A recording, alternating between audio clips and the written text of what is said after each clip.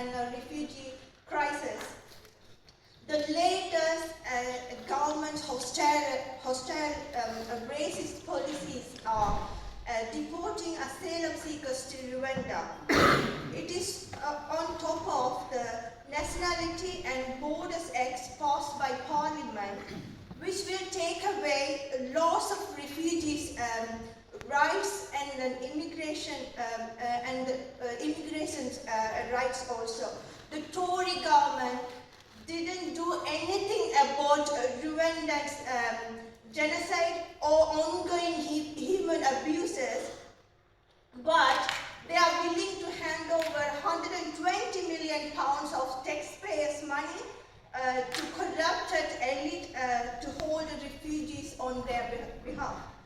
The victims of refugees are created by war and poverty and repressive regime. But they are making an incredible journey to seek safety and comfort in UK, but will be flown away 4,000 miles against into misery thus exists in Rwanda. But the huge outrage and anger at the policy, the Tory government were pushed step back, they stopped flight. But however, they started already another flight for sending refugees to Rwanda. The Tories can't be trusted offer and the safe and prosperous future for everyone or anyone except super rich or big business capitalist people. And also I want to talk about Tories' divisive policy using as a tool to divide workers and migrants. Using migrants to blame economic crisis, but immigrants should not be blamed for lowering wages or attack on NHS and other services, even economic crisis in general. The capitalists and their policies to be blamed. And also the real condition of refugees are not wider workers as capitalist media carry out false propaganda. I don't know in this hall how many people know about TikTok. How many of them? Raise your hands. Yeah, few of them know. Recently, one of their comrades here, he was shared one small video in our group. The videos saw about how luxury room, double bedroom to in Rwanda for these refugees. This is what they want to spread the false news. In Rwanda have a luxury life like this. But I am a refugee. I have came here as an asylum seeker, and I suffer here for homes and jobs and everything. But some point when I watched that video, I thought, oh, I can go to Rwanda because that's a luxury 5-star hotel life in there. But unfortunately, I put that video also like angry emoji faces.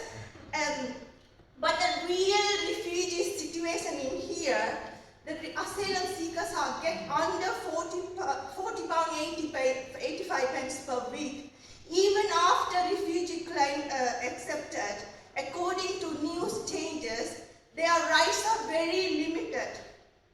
And also they are treating refugees as a criminal and held in a detention center. Many of the detention centers, which is worse than prison, they are locked up during the night and constantly they're watching them. They're also encouraging them to work £1 per hour. They're using us as a cheap labor, and also they make most of the detention centers are privatized.